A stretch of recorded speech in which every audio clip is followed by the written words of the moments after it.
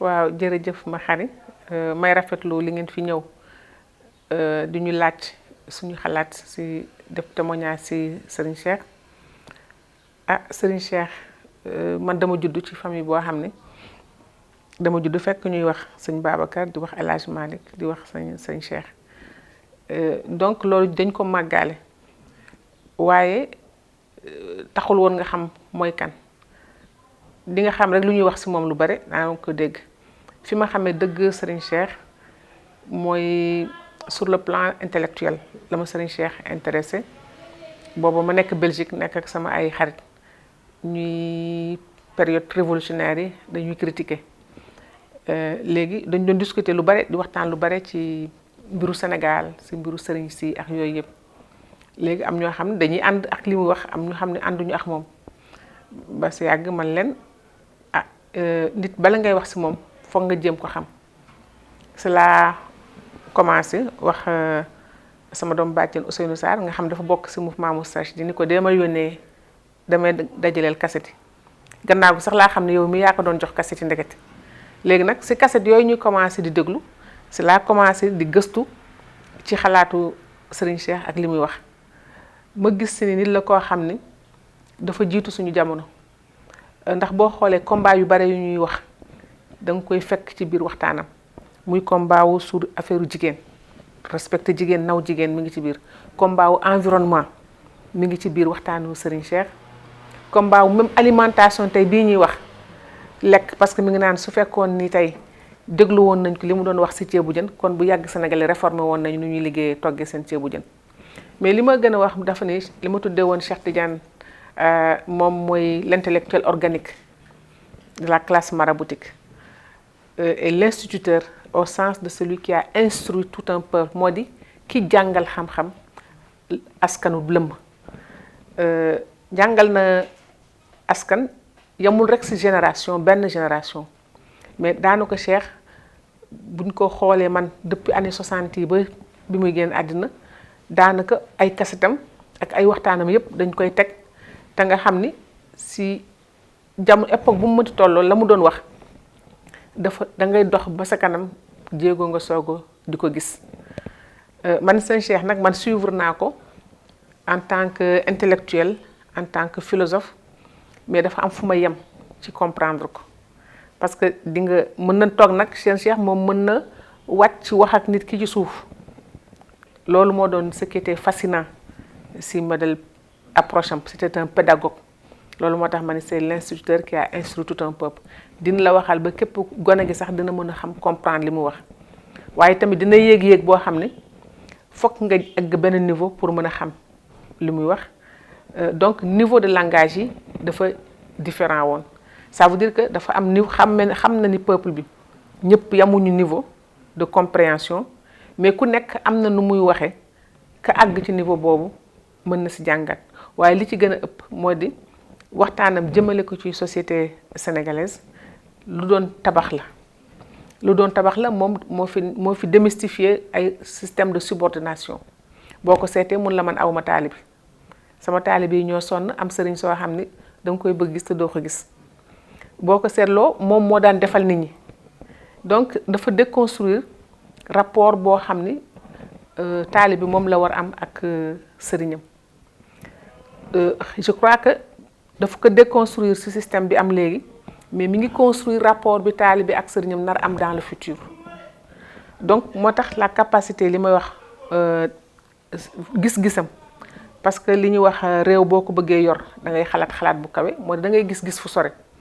Serigne Cheikh ñun loolu la ñu jàppoon ci moom mu ñuy jàngal nag lu bare parce que dafay jàngal nit ki diine mais jàngal la ko sur un langage boo xam ni di nga ko dégg parce que ñu bare bu ñuy wax ci alxuraan ab li ñuy wax ñun obscurantisme la dañ koy jëlee ni que maam yi ni ñu daan jàngale parce que ñun dañu daan jàngalu tiital la ni la bul def nangam boo ko defee lii ak lii moo la ciy fekk mais moom dafay ñëw ni la déet alxuraan lii la wax maa ngi fàttaliku bu ñu daan wax ni jigéen ñi bu ñu musóoruwul malaayika yëpp dañuy dee mu ni kon malaayika yëpp dañuy jeex donc bu lay jàng daf la koy jàngal ci teg loo xam ne yow ëllëgam si boo demee ba sa xel yeewu di nga xam ne kii lim la wax dëgg la wala du dëgg mais bu fekkee da ngay jàngal nit ki jàngale ko ci système boo xam ne juste pour tiital ko mais boo demee ba xelam ubbeeku mais dafa naan kii daf ma doon nax li ma doon wax du dëgg te bu boobaa daf lay bàyyi. kon Serigne Cheikh capacité de comprendre ki muy war a waxal ban niveau la tollu tey mais sóoraale ni kii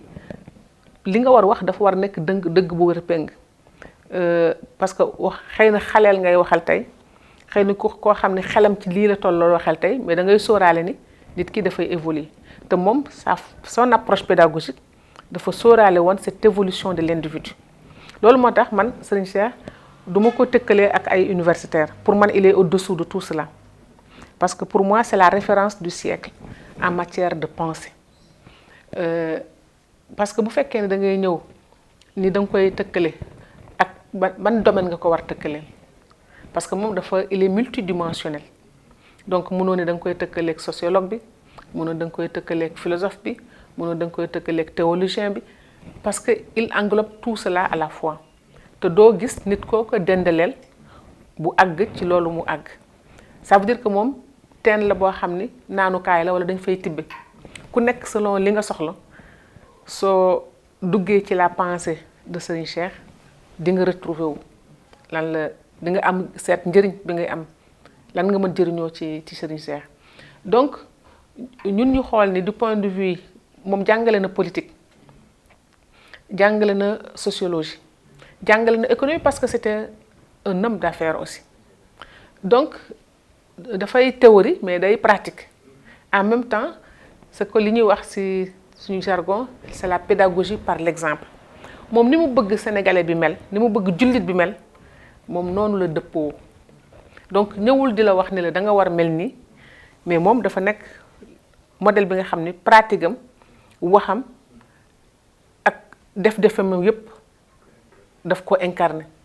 da ngay témoignage yi si moom dafay bëre day yéemaate sax buy nettali fi nga xamee ne borom taxi ba mu duggoon ba di dugg taxi rek muy war puus mu puus la ko xam nga l'enseignement de l'humilité parce que mënoon nga ni man sëriñ laa taxi bi paan na fexe moom ba lijjanti ko wala mu wuti beneen taxi waaye mu toog fa kër rek moom di lijjanti ko toppal ko ba taxi ba dem muy dem nag may ko loo xam ne war na mën njëgu taxi ba pare dem yoonam taw waa ji xamatul fan la koy gisee kon nit la koo xam ne mënuloo ko définir li ngay wax rek source d'inspiration la source d'inspiration la ci wàll bu nekk kon su fekkoon ni am nañ ay li ñuy suñu problème kay moo di fan la ñuy jëlee ci Serigne Cheikh est-ce que Serigne Cheikh bàyyi na lu mel na moom parce que probablement tabax na ay nit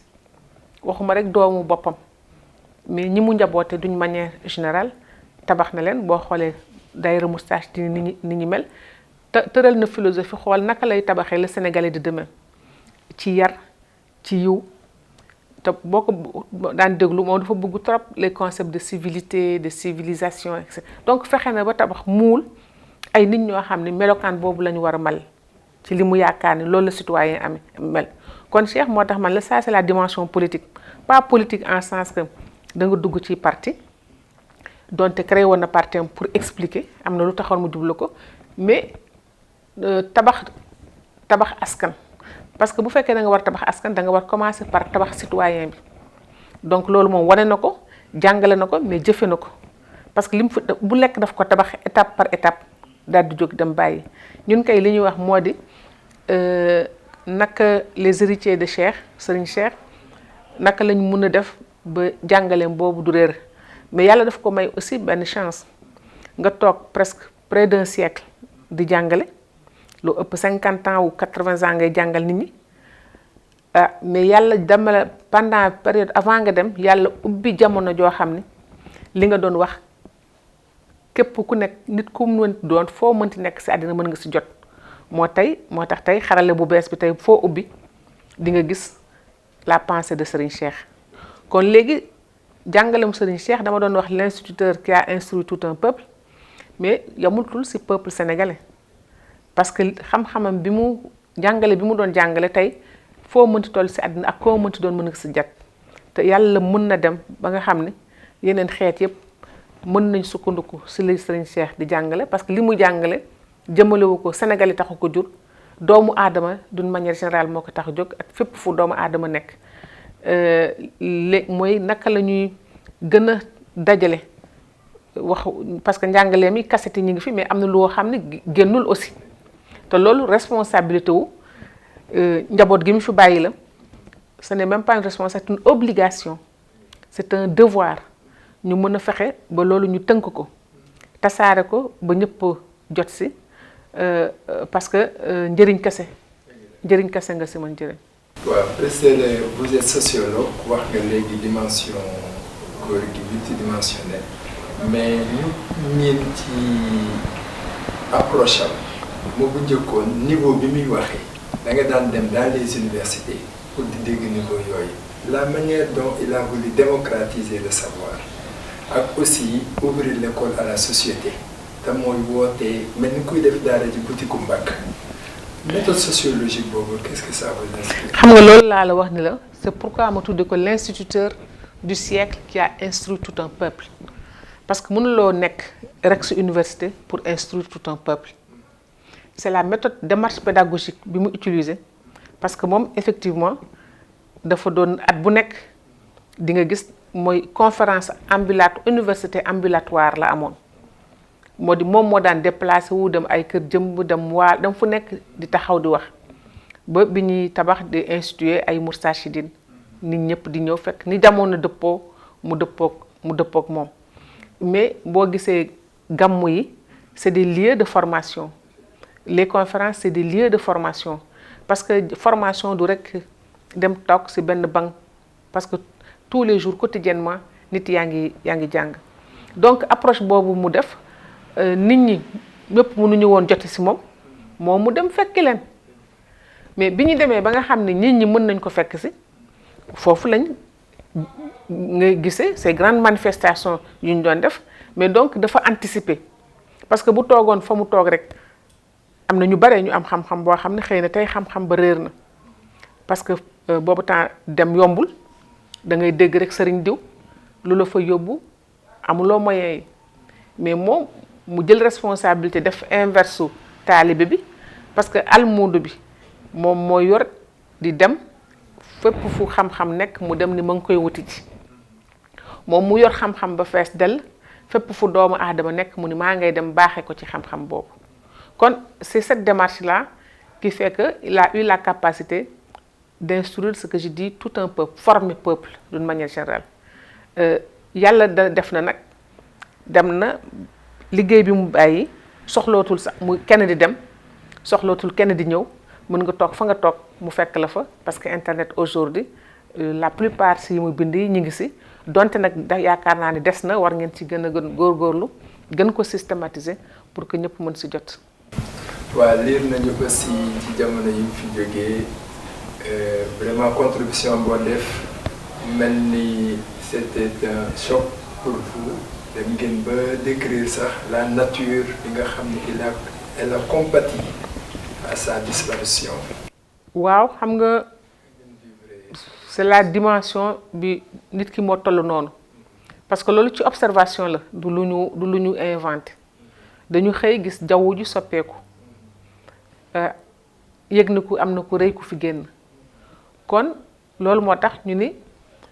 environnement bi parce que moom dafa bëggoon environnement bi aussi parce que bu fekkoon ñuy déglu jaar ci ay jàngam je crois que toutes les politiques de protection de l'environnement bi ñuy am dañ ko am aujourd'hui donc il faut ñu delluwaat ci njàngatam au-delà du fait que xëy na c'est une question mystique mais en même temps ñun comme def nañ observation boobu ça ne passait pas inaperçu il fallait que ñu def le lien entre ni jaww ji soppeekoo ak moom ni mu génnee àddina ñu tirer ci donc comme conclusion parce que c'est des faits que c'est la nature qui a compati à sa disparition je crois que émotion la woon ñëpp comme donte xamoon nañ ni mag la donte xamoon nañ ñu wérul mais kenn yaakaarul ni dina dem ci moment boobu loolu moo tax je pense que c'était une surprise pour l'ensemble du Sénégal d'autant plus que moom dafa doon koo xam ne kenn barewul woon di koy gis kon kenn ñu bare xamuñu peut-être ci lu mu nekk mais ñi ngi xaar à chaque fois quelle est sa prochaine sortie peut-être que dans cette attente et cette espérance di xaaraat lan la ñuy indil ñu jóg brutalement ni la dem na day indi yaakaar bu tas et loolu moo indi je crois émotion boobu je crois que li chaque individu sentir li nga sentir yow individuellement def naa loolu la sa bépp morom sentiroon jour boobu et ça a été un moment de communion je crois pour tout le Sénégal et puis wane ni daal nit la koo xam ni kenn la woon ci ni mu ko wane ci si dundam mais bi muy génn àddina tamit yàlla wan nañu moom itam kenn la woon. bon si biir nañ ni. waaw mu mel ni itam moom li ñuy tuddee dialectique bi amoon wala boog y a un sujet qui a fait couler beaucoup d'encre ñoom Christian Colomb bi ñu nañu mooy le marabout et le prince ci façon bi occidentaux yi daan mel ni luy caricaturer suñu marabout yi sëriñ booy ñëw di mënaan la bul si misa dàll boo ñëwee toog ci semence la bul toog ci suuf toogal ci kaw ngay bay di jox sa sëriñ bi moom aussi mais moom muy def ay industrie di jël alalam di ko jox njaboot yi est-ce qu'il a voulu révolutionner la relation disciple-talibé wala loolu naka ngeen ko jàngat en tant que sociologue? Bon xam nga c'est très difficile de voir qu'est-ce qui est dans la pensée de l'individu réellement lan moo ko tax jóg pour nga wax ko da nga si màndu mais mën nga rek analyser seet jeexital ba ni xëy na lii la woon je ne suis même pas sûre que mu tontu Christian Colomb parce que est-ce que loolu préoccupation la woon je crois que moom dafa am vision boppam vision boobu daf ko matérialiser ci pratique yu tous les jours am na lu mu gëm ak lu mu gëmul parce que si biir waxam moom wax na lan mooy taalibe ak lan mooy sëriñ donc à partir de ce moment où il conteste la manière traditionnelle de relation marabout du waru ko yem ci wax kon daf koy wane si jëf marabout bi dafa war liggéey comme tout le monde et puis déjà moom dafa doon yeete c'était un pédagogue mos nañ ma netti loo xam ne xaw ma naka lañ koy jële boobu xale la peut-être que fàttaliwul ak lu pare ñun dafa ñëw gaay xam nga waa gaay yi ñoom suñu mbokk yi ñoom pour ñoom sëriñ bi seen doom la rek ak lu mu mënti mel nu dayoo mënti mel moom seen doom la rek su ñëwee ñun ko toggal ci suuf dégg naa mu ñëw ne leen yéen xëy na peut-être dañuy caricaturer mais c'est intéressant de le rappeler mu indi leen ay pâtisserie ak ay photographe ñu leen sëñ Babacar moo leen yónnee lekk yu neex yi sa barsax flash yi dem mu leen leeru yi ñooy leeru barsax rek waa li dof miir tëdd ni sëñ Babacar ba ñu pare mu leen dof yi ngeen doon ñëpp wax dëgg la fu ngeen mës a gis ko dem dellu si lii lañ leen di waxati donc quelle que soit la véracité de cette anecdote ça montre que moom day doon jàngal nit ñi da doon jéem yee nit ñi c'est-à-dire il n'était pas dans la logique obscurantiste wan la sëriñ moo mën lii sëriñ moo def lale mais voilà aussi ses limites mais yow sa bopp la bëgg élever pour nga àgg ci niveau pour xam parce que man je crois que c'est le respect qu'il avait pour l'être humain c'est ce qu'il faut comprendre dans toute sa pratique xam nga li ñu wax ni yàlla li mu bind ci àddina li mu gën fonk mooy doomu aadama et je crois que fonkel boobu suñ borom fonk doomu aadama c'est ça que Serigne Cheikh a essayé de traduire dans sa vie quotidienne moo tax xeebul kenn il voulait élever tout le monde ñu àgg à ce niveau de dimension spirituelle soxlawul moom muy jëriñoo kenn soxlawul moom muy noot kenn soxlawul muy dëggaate kenn pour wane ni moom mooy Serigne Cheikh li mu doon na ko mais li ko soxaloon mooy mu fexe ba doomu aadama yëpp nga def cette élévation vers ton Seigneur. Je crois que c'est ça le sens de l'investissement qu'il a fait sur les êtres humains jàngal leen xamal leen parce que suñu borom moo leen sant ñu am xam-xam donc li mu def mooy tabax doomu aadama pour l'élever ci li nga xam ne yàlla loolu la bëgg mu nekk ko c'est ça la véritable spiritualité pour moi de Serigne Cheikh. Je ne crois pas que daf fi nekk di tontu tubaab wala déet c'est vrai que beaucoup de ses discours moom dafa c'était un érudit parce que lire na tous les grands philosophes tous les Grecs il connaît leur travail il avait des amis savants ay boroom xam-xam rek la doon àndal donc mais boo seetloo ay débat dafa doon am un débat contradictoire entre ñoom moom mu tibbe ci alxuraan ñoom ñu tibbe feneen te bu ñu demee ba sa biir moom mu yey leen donc finalement man je crois que dépassé woon na ñëw naan damay lu tubaab bi wax ak lu ma waxul. Je crois que c'était seul Dieu qui était mooy aiguillon yàlla rek la doon xool te li mu def ci doomu aadama yàlla la fa doon xool man si noonu laa comprendre le travail que Serigne Cheikh a fait. léegi nag jeunesse est-ce que mën na nekk un viatique pour la jeunesse sénégalaise. Mais Serigne Cheikh n'a travaillé que pour les jeunes en réalité soo seetloo toute sa pensée et tout son discours mais mi ngi ko jëmal ci ki nga xam ni dafay door war a mën comprendre xam boppam en tant que être humain et serviteur de Dieu en tant que créature de Dieu mais en même temps sa responsabilité dans la société son rôle dans la société mais kooku waxul ak mag mi dem ba jeex ki nga xam ne mi ngi dugg ci butti àddina kooku lay waxal donc je crois que l'essentiel du discours de Cheikh et de sa formation xale yi ñoo ko moom buy wane nan la société bi war a tëdd ëllëg suy wane yan pratique lañ war a am yan sens de responsabilité ñu am mais waxul ak kenn xaleel lay waxal waxul ak ki nga xam ni formaté nañ ko ba pare ba nga xam ni sax na ba dëng ba pare kenn mënatu ko jubbanti kii ñu war a defar kooku la doon waxal. Merci, merci, merci.